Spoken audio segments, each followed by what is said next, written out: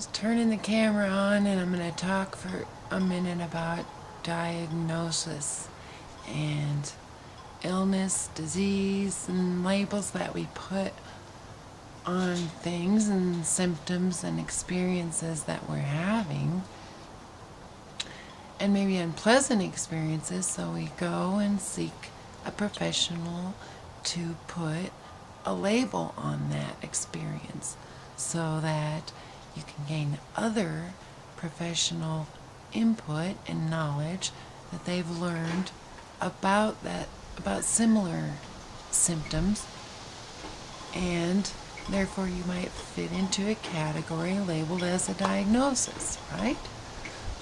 Yeah. And when we get that diagnosis, the doctor takes our chart, which contains all the medical information about us, and writes down the symptoms we're having, and also will write down what diagnosis he puts on it. Okay, that fits into what others have shown.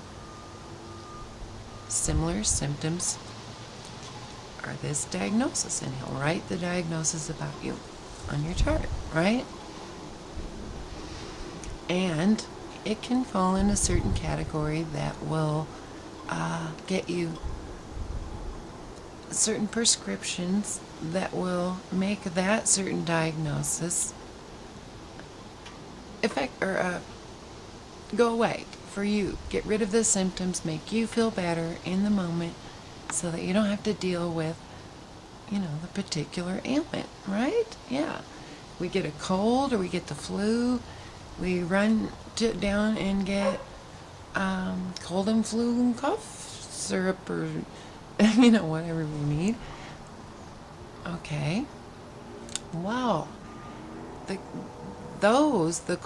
things that are incurable, like colds and flu, they haven't really quite figured it out. Okay. And selling you lots of over-the-counter remedies for it. But those kind of illnesses are symptoms that we don't really go running to the doctor to get a diagnosis for, right? Because they're normal, right? Everybody gets a cold. Everybody gets the flu. We have flu season, and now we have flu shots. Okay. And those are scary. But maybe not. They give you a little bit of their own. Let's not get into that. Okay. But you don't go to the doctor and get a list of things that you can do, or nor does he ask you questions about how you're taking care of the temple, how you're taking care of your own body. Does he say, are you a vegetarian? I'm not sure if you even have to answer. Sometimes doctors care now about vegetarianism, but how much meat, how many vegetables, how's your water intake, what's your water look like that you're drinking? They don't ask those questions. And I asked my doctor, my surgeon, back in 2004,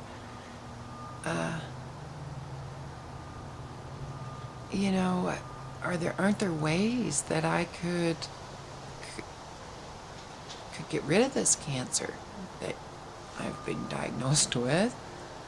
And he said, well, it's surgery. Surgery is the way. And I said, what if I can opt not to have the surgery?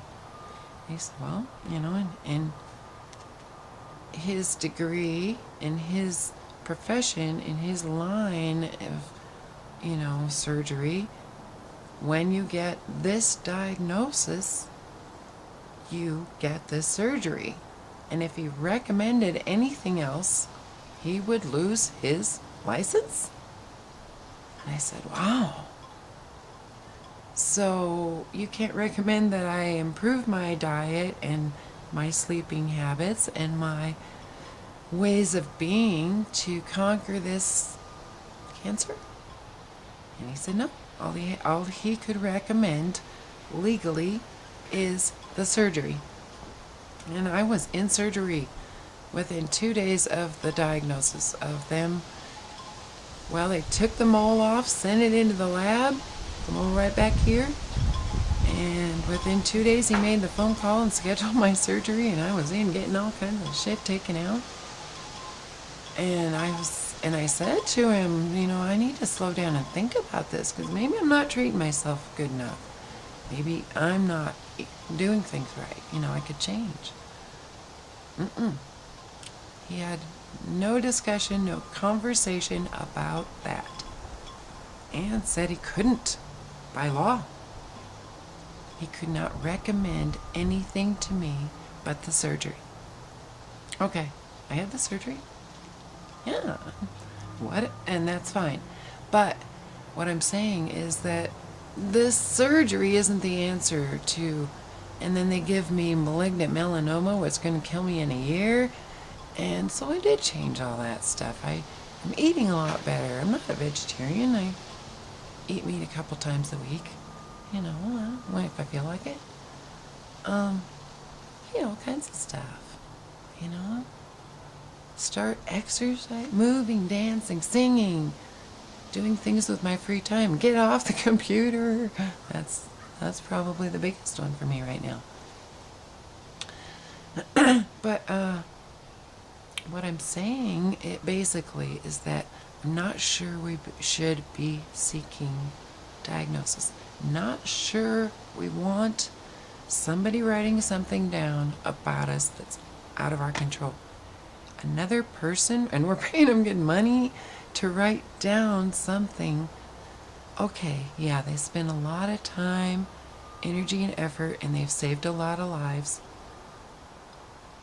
Okay, well, our Savior might be looking different than we're thinking, guys. And it's not like a person. It's not like that. I can't say what it's like. I don't know what the Savior, what all that's like. All I know is that I don't want to bark up that tree. I don't want to go there for those answers. If it's against the law for them, for the Gerson therapy to be taught in the U.S., I am seriously wondering if I am in the wrong country. Yeah. But I got you guys.